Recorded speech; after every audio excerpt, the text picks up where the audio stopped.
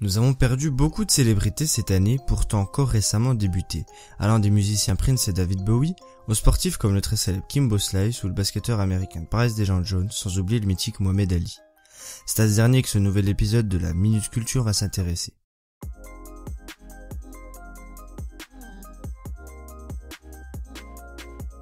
Bien le bonjour, je vous souhaite la bienvenue dans ce nouvel épisode de la Minute Culture qui va porter sur le plus grand boxeur de tous les temps, aussi bien en termes de palmarès que de personnalité hors du ring, Mohamed Ali.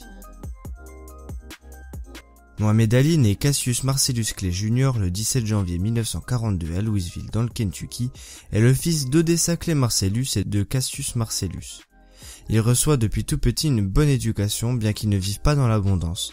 À 12 ans, en 1954, alors qu'il vient de se faire voler son vélo, il se rend auprès d'un policier pour lui dire qu'il aimerait bien infliger une correction à l'auteur de ce vol.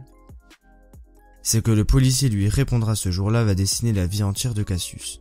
En effet, ce dernier lui recommande d'apprendre à boxer avant de mettre ses menaces à exécution. Le lendemain, Cassius enfile les gants pour recevoir des cours de boxe auprès du policier qui était également coach de boxe, Joe Elsby Martin Sr.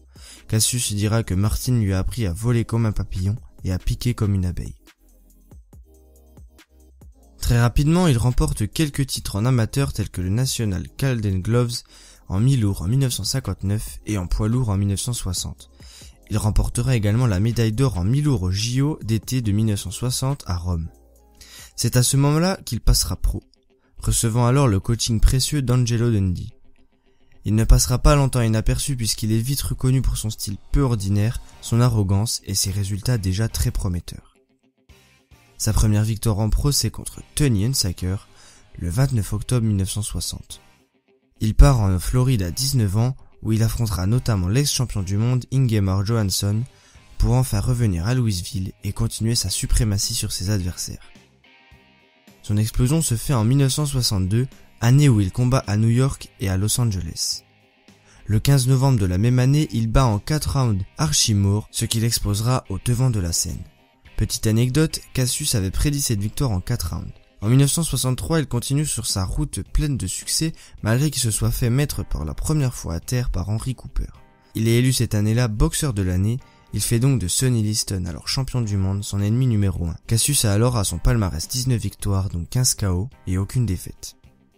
Le 25 février 1964, à Miami, Cassius dominera Liston à la surprise générale grâce notamment à son jeu de jambes et sa rapidité. Liston se blessera à l'épaule à force de frapper dans le vide. Il devra s'appliquer une puissante pommade qui se retrouvera malencontreusement dans les yeux de Cassius, qui le mettra en difficulté dans le 5e round. Mais Cassius se remettra dès le round suivant pour finir par l'abandon de Liston avant le lancement du 7e round, qui est alors épuisé et blessé à l'épaule.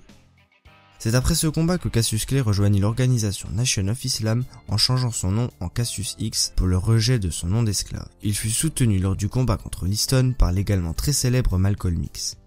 Plus tard, Cassius recevra le nom de Mohamed Ali de la part d'Elijah Muhammad, chef du mouvement. Mohamed tournera le dos publiquement à Malcolm lors d'un voyage au Nigeria en 1964, mais il regrettera ce geste après l'assassinat de Malcolm X l'année suivante. Il quitte alors le mouvement pour se convertir à l'islam sunnite en 1975 suite à la prise de contrôle de la Nation of Islam par le fils d'Elijah Muhammad. Le 25 mai 1965, c'est le combat revanche entre ces deux combattants. Il sera cependant très controversé. En effet, c'est dans ce combat que Mohamed infligera un direct du droit fatal appelé Phantom Punch qui mettra Liston à terre. À la fin du combat, le public hurle les boxeurs. Selon certains, Liston s'est couché volontairement dans ce combat probablement truqué. Après cette deuxième victoire contre Liston, Mohamed devint un vrai champion incontesté, dominant la catégorie poids lourd.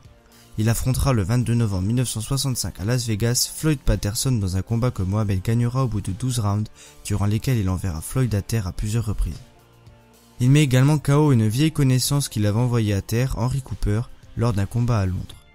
Il finira l'année 1966 par un KO sur Cleveland Williams. La fédération WBA retirera la ceinture d'Ali avec comme prétexte l'illégalité du combat contre Liston, alors qu'en réalité la fédération n'appréciait pas les positions politiques prises par Mohamed. La ceinture sera délivrée à Ernie Terrell qui se fera battre au bout de 15 rounds par Mohamed lorsqu'il était autorisé à regagner son titre. Il mettra par ailleurs KO un boxeur jugé dangereux pour lui, Zora Folley. Il ne combattra plus jusqu'en 1970 à cause de ses problèmes judiciaires. Ces problèmes viennent du fait qu'en 1966, Ali refusa de servir l'armée américaine lors de la guerre du Vietnam, devenant alors un objecteur de conscience en disant qu'aucun Viet Cong ne l'avait traité de nègre, par conséquent, il n'a rien contre eux. Le 20 juin, il est donc condamné à une amende de $10 000 et 5 ans d'emprisonnement. Il perd également sa licence de boxe et son titre. Il n'ira cependant pas en prison car il fera appel mais aura quand même des problèmes financiers jusqu'à ce que son affaire soit close par la Cour suprême en 1971. Après cela, il récupérera sa licence, c'est donc son retour après qu'il ait renoncé officiellement à son titre. Il gagne donc contre Jerry Quatry en 3 rounds, le 26 octobre à Atlanta. Il se préparera au combat contre Joe Frazier, qui est devenu durant son absence un grand boxeur, invaincu tout comme lui. Il affrontera donc Joe le 8 mars 1971 au Madison Square Garden, mais il perdra ce match. C'est donc sa première défaite. Mohamed en voudra toujours à Frazier d'avoir brisé son rêve de finir invaincu. Le 28 juin 1971, il est acquitté pour l'affaire de son service militaire. Il redevint challenger numéro 1 après une longue préparation suite à sa défaite. Il empilera les cibles à battre suite notamment à la défaite de Frazier face à George Foreman et au fait qu'il se soit fait briser la mâchoire par Ken Norton. Il affrontera les 3 boxeurs 1 à 1, il gagnera de justesse Norton. Il vaincra Frazier qui était en manque d'activité face à lui, il ne lui reste plus qu'à reprendre son titre face à Foreman. Il affrontera Foreman dans un combat légendaire à Kinshasa au Zaïre le 30 octobre 1974.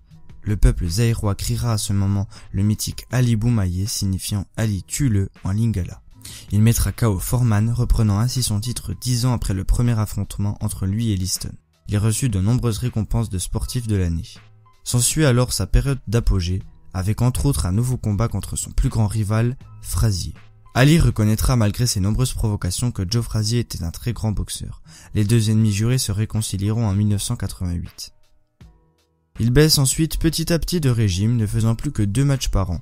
Il perd son titre à 36 ans contre Léon Spinks, qui comptabilisait alors seulement 8 combats professionnels.